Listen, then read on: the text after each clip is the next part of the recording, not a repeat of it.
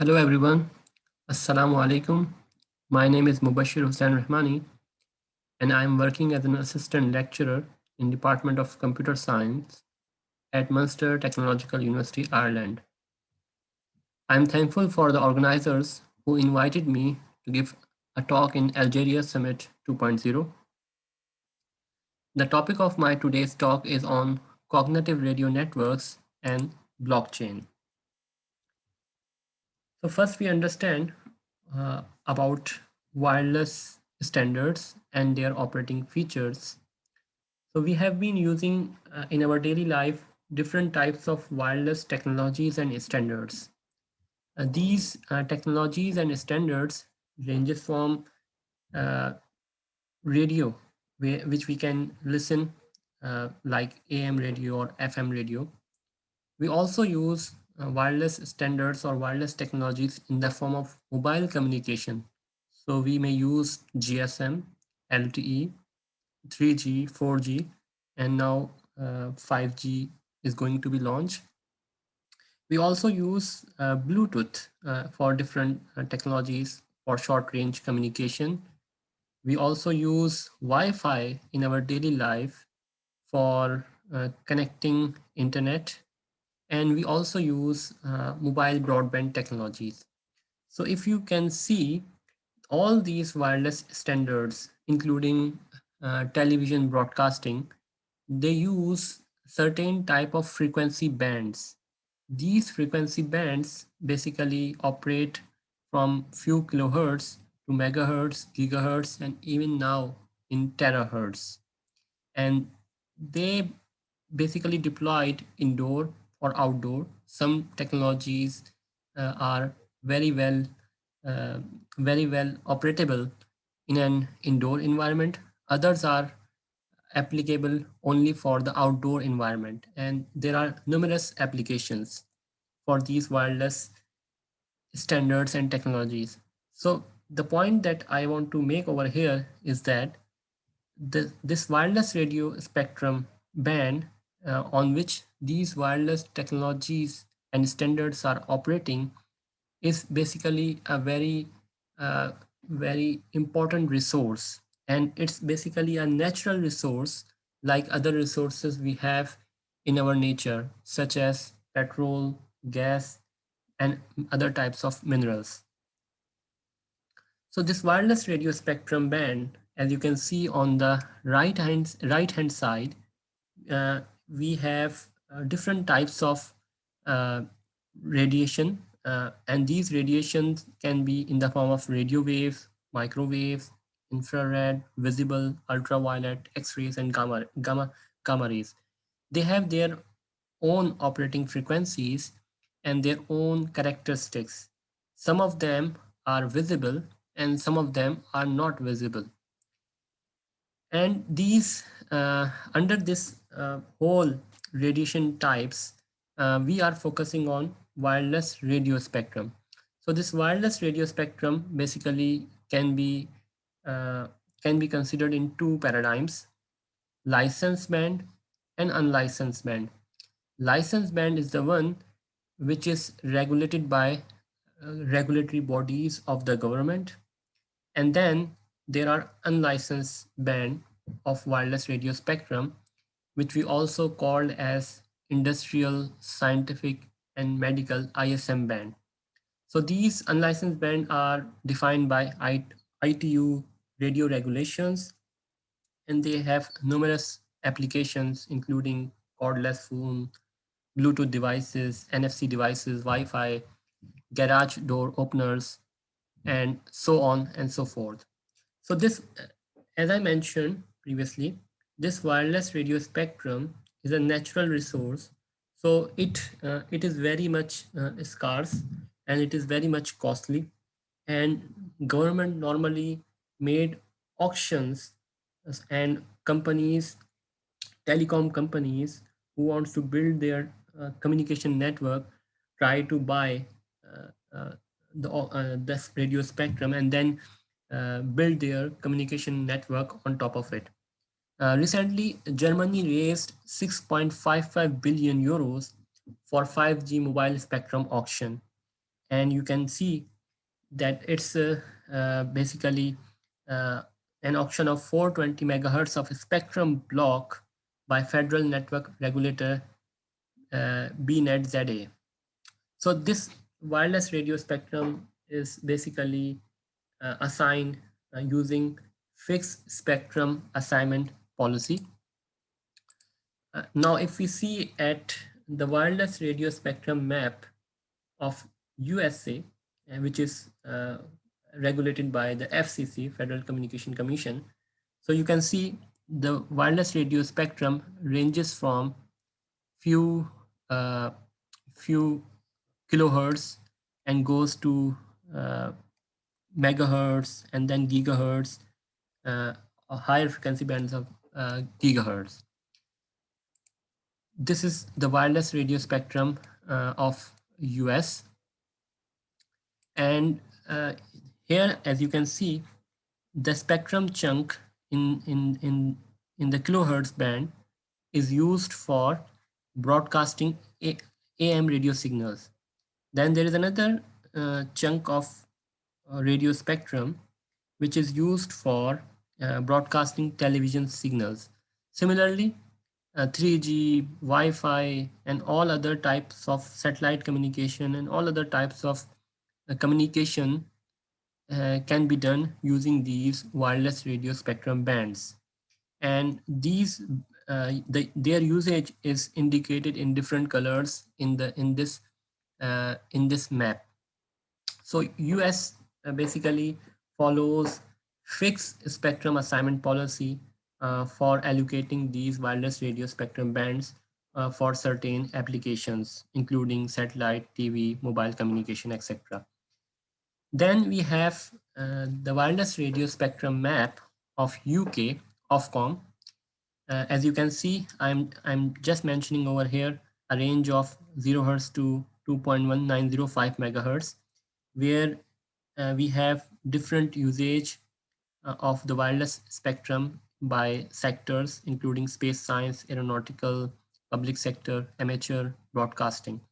And we also have the spectrum portion of 1.805 to 3.4 gigahertz, which is also used for different spectrum band. Similarly, here I am mentioning the wireless radio spectrum map of Ireland, which is regulated by ComReg. So here I'm mentioning the frequency band of gigahertz, few gigahertz, and their usage in different areas of mobile, aeronautical, mobile, radio location, or Earth exploration, etc. So the point is that this wireless radio spectrum has been assigned uh, in a static manner, and different countries have their own ways of spectrum assignment for different purposes, regulated by the international uh, laws of how we can use this wireless radio spectrum bands.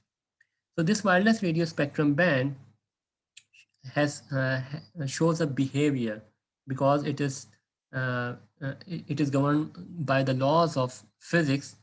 So here I'm mentioning on the x-axis frequency bands ranging from lower frequencies to higher frequencies, kilohertz, megahertz, gigahertz, and terahertz. And then on the y-axis, it represents lower values, medium values, and higher values. And what I'm trying to show over here is that when we are at lower frequencies, the behavior of wireless radio spectrum follows a certain pattern. And as we move towards higher frequencies, the behavior changes.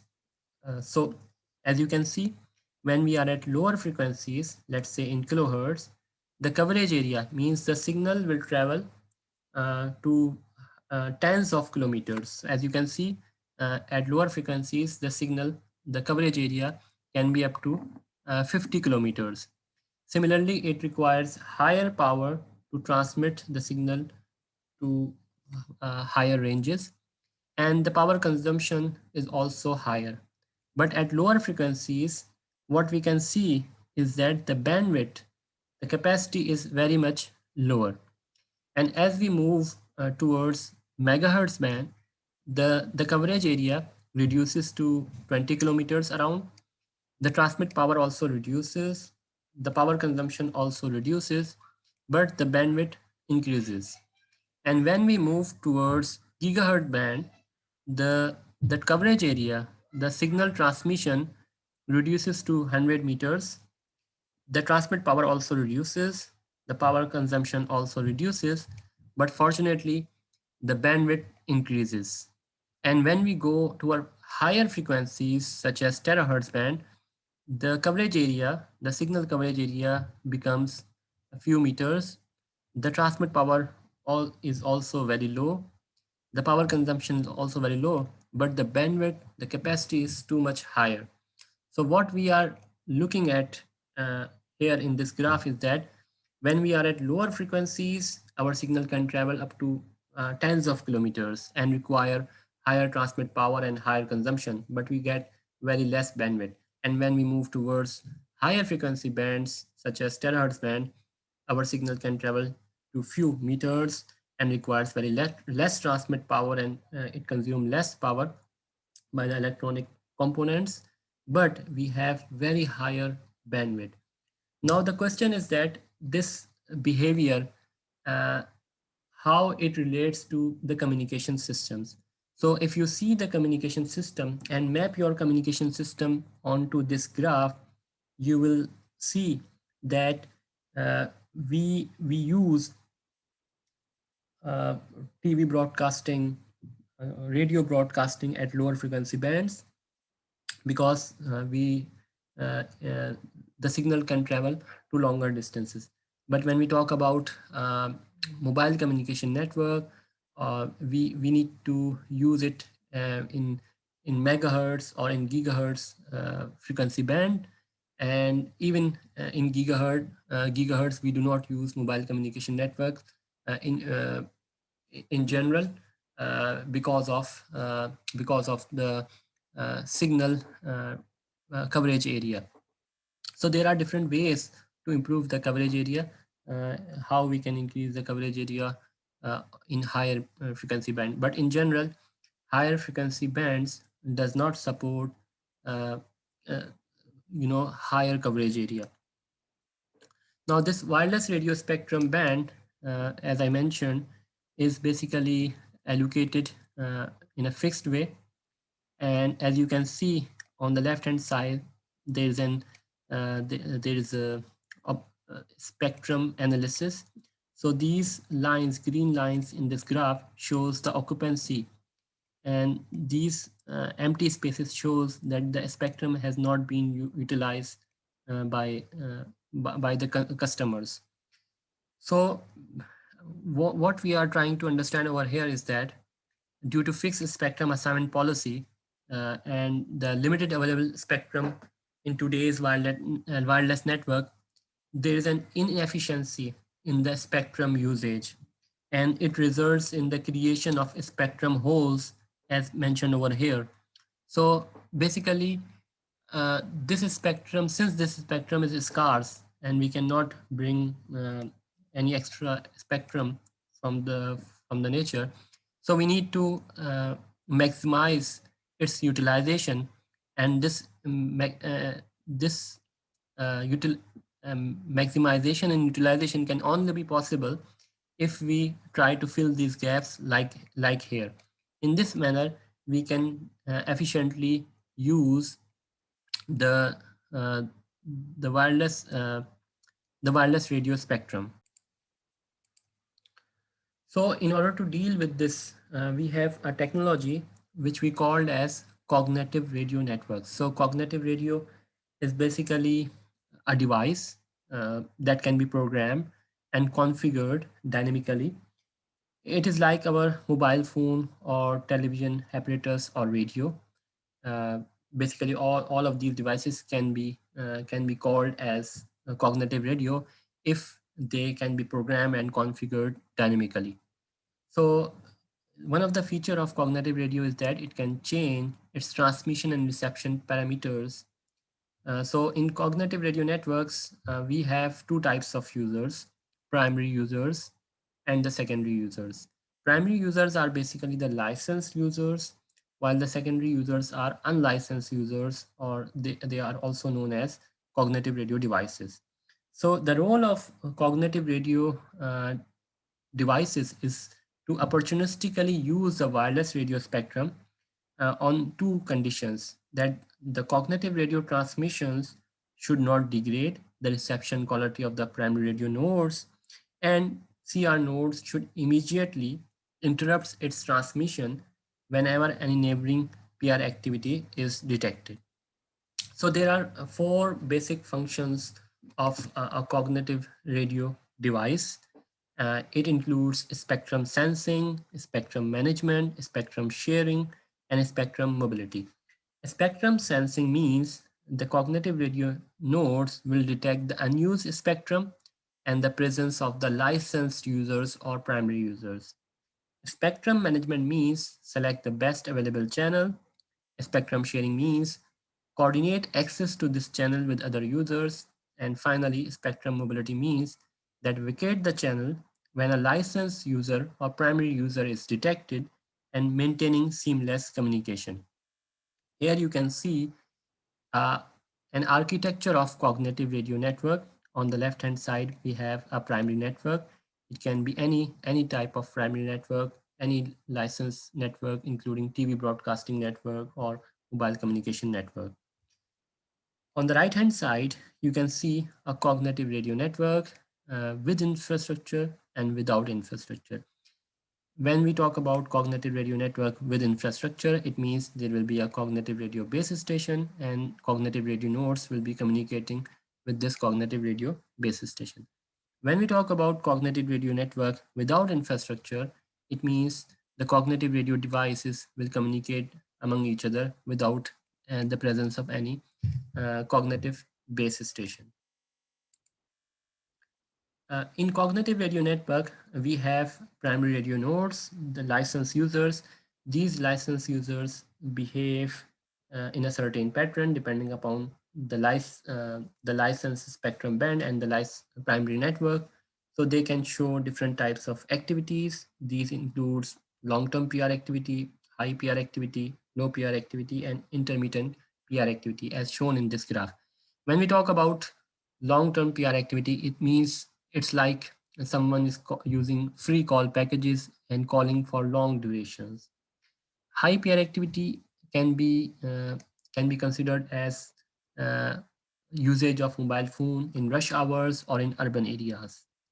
Low PR activity means usage in remote areas or less peak hours. And intermittent PR activity means uh, the PR activity uh, in bus stations or railway stations. So basically, the goal of cognitive radio node is to identify these activities, and if they found any spaces, any holes, so these are known as white spaces or spectrum holes. And the goal of cognitive radio nodes is to efficiently identify these holes, these white spaces, and then build the communication using these holes or white spaces. So white space is basically an unused radio spectrum band. Its existence depend upon time, frequency, and geographical area, and its utilization does not cause harmful interference to the primary users or uh, license users. So basically, white space does not necessarily exist only in an idle band that need to be uh, cleared, and are not necessarily limited to specific dimensions of the signal space, and are not necessarily limited to license frequency band. As can be seen over here, white spaces can occur in different paradigms, including interwave, spectrum underlay, and spectrum overlay. So in interwave, basically CR users interweave their signal alongside the primary user signal.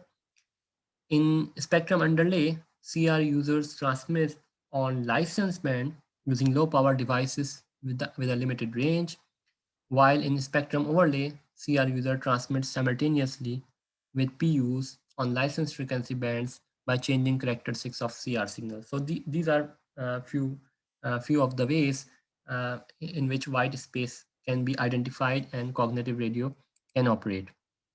This is another example of a white space in interwave paradigm, where you can see there are three channels: channel 1, channel 2, and channel 3.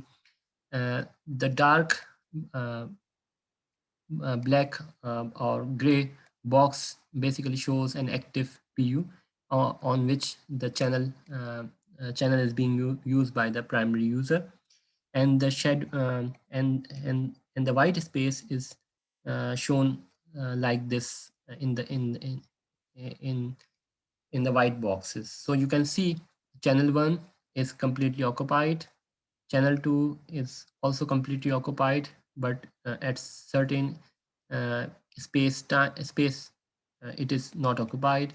So we can exploit these three uh, paradigms of time, frequency, and space in order to identify white spaces. In underlay communication, you can see there is a primary base station where different primary users are communicating with the primary base station, and we have a cognitive radio network which use low transmit power and establish communication between CR users without causing interference to the primary base station. So there are numerous use of cognitive radio networks, including tactical networks, TV white space, Wi-Fi, or cognitive radio-based smart grid, cognitive radio-based sensor networks, and many other types of networks. So cognitive radio has numerous application in every wireless radio spectrum technology. One example is the use of cognitive radio network uh, for telecommunication infrastructure restoration. Here you can see different types of natural disasters can be seen, including floods, storms, heavy rains, and when these natural disasters come, they cause destruction to the telecommunication infrastructure. So basically, cognitive radio network can help to partially restore these telecommunication networks in the presence of any natural disaster. And uh, these cognitive radio networks basically sense the spectrum that which communication network is not operating successfully, and then they try to help rescue team members and NGOs to facilitate organized help and to perform rehabilitation work. So if you want to see more details on this work, you can see the reference I mentioned over here. Now, the summary is that future cognitive radio communication is basically can be from dimension perspective, from license perspective, and from transmission perspective. So one can identify different type of spectrum spaces in the domain of time, frequency, code, direction using cognitive radio. And one can also exploit the white spaces from the license perspective, and also using transmission perspective as well.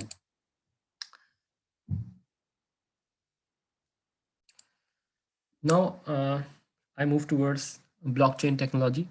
So blockchain basically we all heard about cryptocurrencies like Bitcoin, Ethereum, and other types of cryptocurrencies. As you can see, back in September 2019, the Bitcoin cost more than 10,000 US dollar, a single Bitcoin, and a single Ethereum cost more than 150 US dollar. So there's a lot of market capital investment on cryptocurrencies, and they are very much prestigious. So now if we look at these cryptocurrencies such as Bitcoin or Ethereum or Ether, they are based on blockchain technology. So blockchain is basically a distributed ledger system that is structured into a linked list of blocks, and each block contains an ordered set of transactions.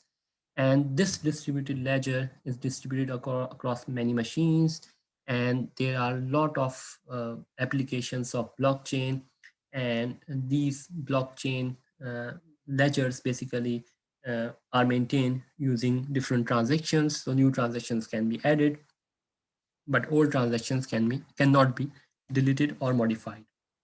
So there are a few vital characteristics of blockchain, including chronological and timestamp, immutable and non-replication.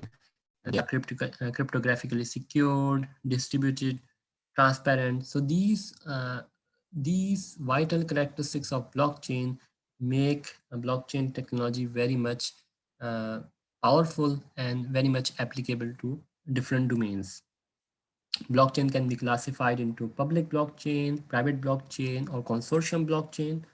And when we talk about public blockchain, it means it is completely decentralized. When we talk about private blockchain, it is completely centralized. And when we talk about consortium blockchain, it can be partially centralized. Now, uh, after discussing blockchain technology and cognitive radio network technology, I want to discuss how uh, cognitive radio network and blockchain technology can work together. So we already discussed that wireless radio spectrum is a natural resource and it's an asset. So basically, blockchain, since blockchain is a ledger, distributed ledger system, it can help to establish trust among different organizations. It can help in managing and involving in spectrum regulations, including spectrum sharing and trading market. And it can also help to store data related with the complete life cycle of spectrum management, ranging from spectrum regulation, spectrum management, spectrum sharing, and spectrum trading.